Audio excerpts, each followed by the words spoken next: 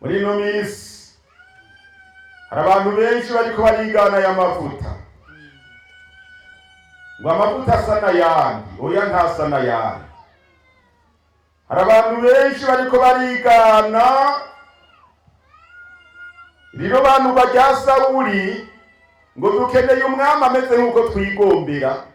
Oya, si kuhora hagomba. Ishengero ry'Imana rizokizwa n'urobanuwe ameze nk'uko uhora hagomba. Umuntu ariko amavuta y'Imana y'umwisengesure, umuntu asutswe ko amavuta azananye mw'ihembe atarayo mu gikunga c'urwamo rw'abana b'abantu.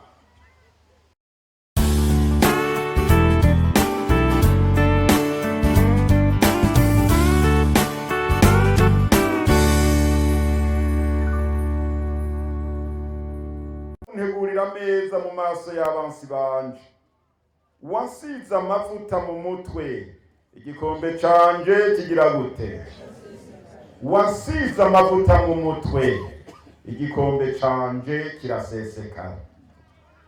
Ni ijambo ry'Imana tugiye gushishikara uyu munsi bene data, muri uyu mwanya mfise, kuko mwumvise ko n'inyuma yanje hari uwo Imana yadutungishije kuronka abatugaburira ijambo ry'Imana nk'uku, imyanya yo gutekereza tukicara imbere y'Imana nk'uku tutabambagurika, umunsi umwe, ibiri, itatu. Ewe n'ubuntu bw'Imana buhambaye.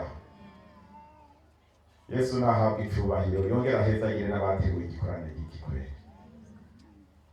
Iri jambo rero Dawidi mwene ryo muri iyi ndirimbo yiwe, ko y'amazaburi yari indirimbo, ariko indirimbo zumvikanamwo ubushobozi bw'impemu y'Imana. Naho rero yariko aravuga aririmba ngo waransize amavuta kugeza aho igikombe canje kigira gute? Kiruzura, kirarengako, kirasesekara. Aya mavuta y'umusesekara niyo tugomba tuvuge kuri umunsi. Waransize amavuta, igikombe canje kirasesekara. Uyu Dawidi muramuzi, robanurwa ryiwe iyo ryaciye. Imana ibwira Samweli, iramubwira ko yarambiwe n'umwami wa mbere yitwa Sawuli, umwami yarobanuwe n'urwamo rw'abantu. Imana iravuga ati ndarambiwe ko Sawuli yoguma ku ngoma, genda untoraniriza uwundi mwami ameze nk'uko umutima wanje ugomba. Niyo rero Imana yamurungika kwa Isayi, kandi uwo Isayi yarafise abahungu benshi b'intore, b'abahizi b'intore. Ariko ubu Dawidi siwe mu maso y'abantu yashimwa gose.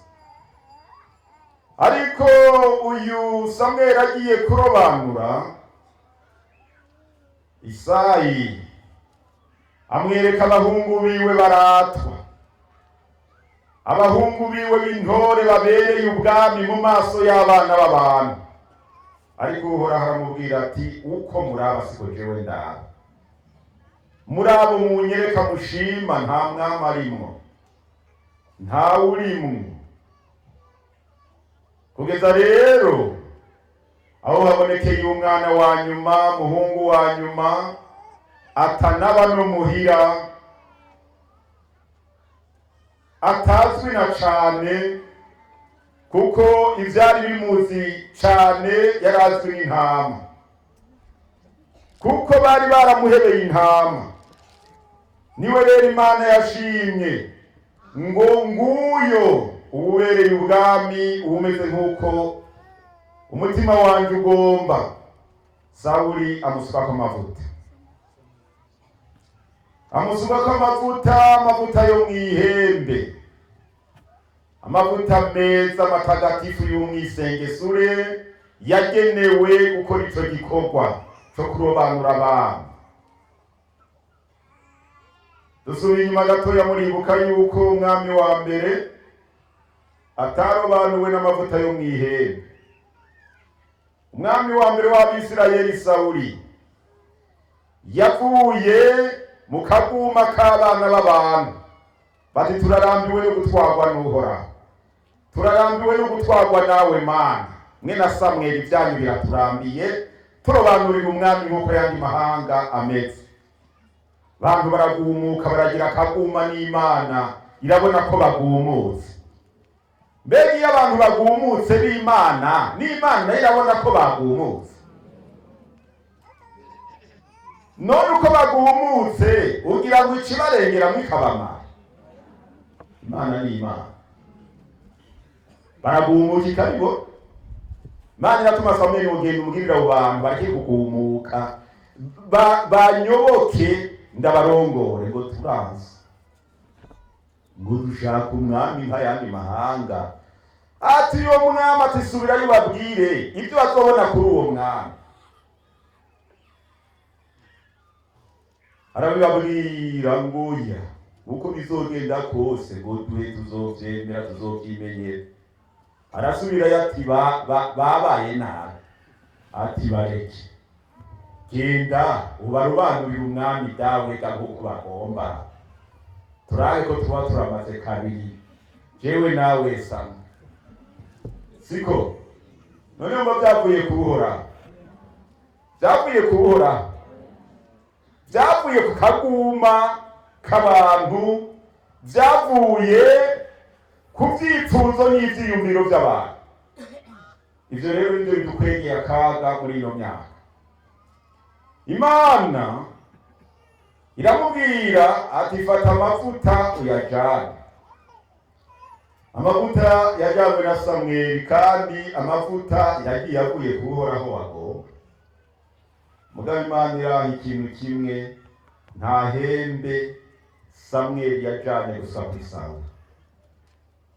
Amavuta y'ihembe yasutswe kuri Dawidi.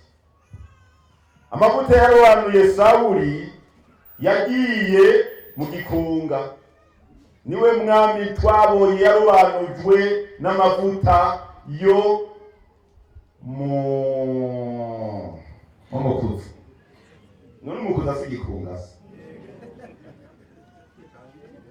Niwe mwami yarobanuwe n'amavuta yo mu mukuza mu gikunga.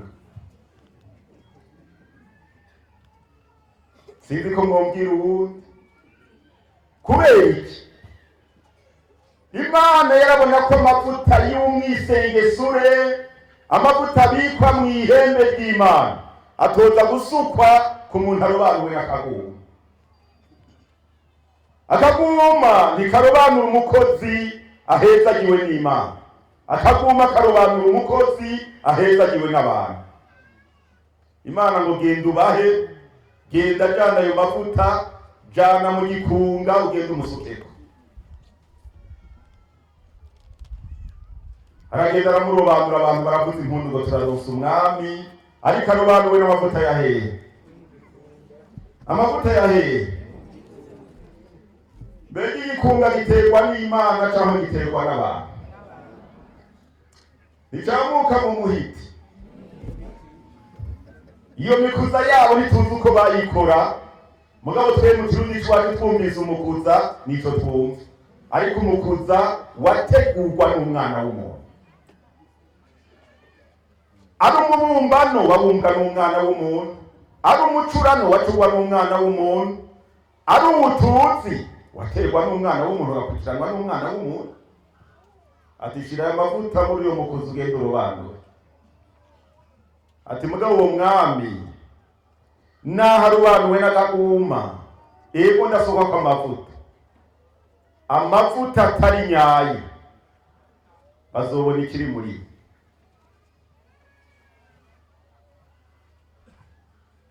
Kugezaho Imana ivuga ati ndarambiwe nuko uyu mwami yarobanuwe n'akaguma aguma kungo.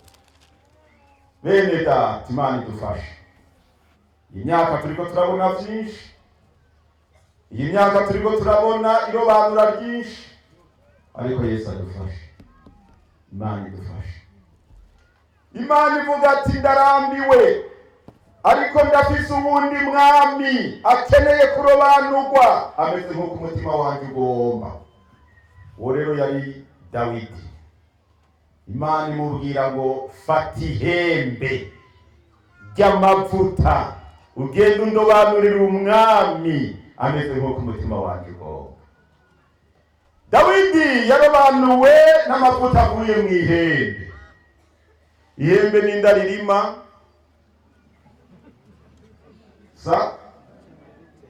ninda afise nk'uruhara mwikura ry'ihembe.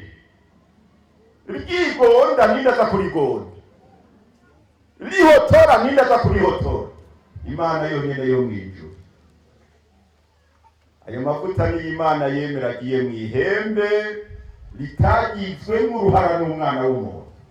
Inshirira amavuta mu ihembe rero rimeze nk'uko ngomba, niteguriye ugenda undobanurira umwami ameze nk'uko ngomba. N'uyo mwami rero yari ameze nk'uko Uhoraho agomba, yasutswe kaya mavuta azananye mu ihembe atazananye mu gikunga. Imana idufashe. Muri ino minsi hari abantu benshi bariko barigana aya mavuta, ngo amavuta asa n'ayandi. Oya, ntasa n'ayandi. Hari abantu benshi bariko barigana rino bantu bajya Sawuli ngo dukeneye umwami ameze nk'uko twigombera. Oya, si Uhoraho agomba. Ishengero ry'Imana rizokizwa n'urobanuwe ameze nk'uko Uhoraho agomba. Umuntu ariko amavuta y'Imana y'umwisengesure, umuntu asutswe ko amavuta azananye mu ihembe atarayo mu gikunga c'urwamo rw'abana b'abantu, ngo pfa kugira turabe ko tuba turamaze kabiri. Oyaye, aho nta mugishuye. Nuko rero ariko aravyibuka ati yaransutse ko amavuta Uhoraho kugeza igikombe canje kigira gute iseseka. Ntiyasutswe kutuvuta, yasutswe ko amavuta akwiye. Ejo twaravuze kubw'igikombe nagacishijemwo. Iki gikombe n'umutima n'insobanuro y'umutima. Yaransutsemwo amavuta avuye ku Uhoraho, amavuta matakatifu arobanura abami n'abaherezi. Bibiri tubwira ngo uyu munsi dukoraniye natwe kuba abami n'abaki, kuba abami n'abaherezi. Turi ku mavuta y'Imana, ya mavuta yururuka ku munsi wa Pentekote, ya mavuta yururuka kwa Koruneliyo bakaronka icemezo yuko Imana ibemeye. Dawidi nawe niyo mavuta yasutsweko, amavuta yo kumurobanura kuba wo gusukurira Imana. Yamuhaye amavuta akwiye. N'amagogo n'ikibazo iyo umuntu atwaye ibintu by'ibicuga. Igicuga ngira ngo muracuga. Munagiye kuvoma hambere twavoma mu bikono by'ibumba, ugatwara igicuga warahabonera, cagenda kirakuzungazungirako, ntugitwara ukugomba. Ikintu cuzuye neza kiratwarika, ariko igicuga burya kiragomba, ntugitereke ukugomba. Oya, ikintu rero cuzuye kandi kigatinda kigasesekara, mbega hari ubaza ngo mbe mururya mu bindi canke hariya harimwo iki?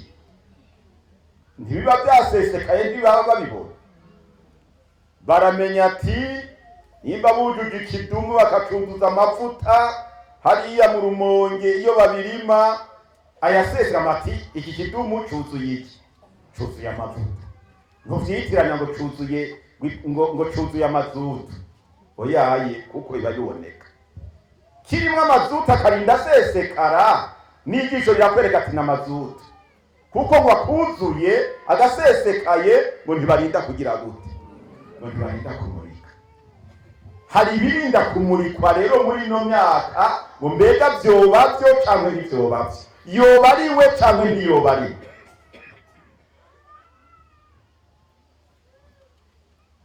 Imana idufashe. nagiye ahantu hamwe umwaka umwe kara karera ata butumwa bwiza burashikayo, hanyuma rero ndabaza nti mbega nta muntu w'Imana yohaba yihanye? Bona batanguye kwiyumvira ngo turamuzi ngo turamufise, ni muntu abana batanguye kuvuga amazina ngo yoba naka gwishwi ngo naka wapi wose umurokore, numva bavuze uwundi ngo yoba naka ngo yanguye ngo nawene ngo wapi, hari mu ntara za hariya za Karusi. Baratinda bashika ko rero ku wundi numva bamuhuriye ko rero yari umuhungu yitwa Inyasi, ngo Inyasi ngo yego kweri ngo n'umukizi igenda mu munzanire. Bamunzaniye turagwana mu nda kuko numva icari ku mutima kirururutse ko ndose umukizi. Dutangura kuyagarira, arambwira ati no rero sha haragoye. Tangura kumva umutima utangura gutera ngo kuko haje gutegereza guhindura utuntu tumwe tumwe. Umukitwa bampaye nimero ya mbere ngo akarorero jewe kugira ndahabe ngo naje nkijijwe neza, bariko byansabye ko mpindura ngo nkazana n'utuyoga duke duke. Uwo niwe mukitwa number 1 bari banzaniye. Oho nisha ni jewe rero nimbaruko ni kugakiza kiwanje ntubona n'agakofero kayo nakaje agakofero sinzokura ngo kazi kawe acarigiye. Urumva rero mukizwa bakanda kanda ngo yobariwe ntiyobariwe, icuzuye baramurika. Dawidi avuga ngo yasize amavuta asuka mu gikombe canje gushikaho kigira gute, gushikaho giseseka. Iyo umuntu afise amavuta akwiye ntibarinda kumurika kuko ubugingo bwiwe burahinduka.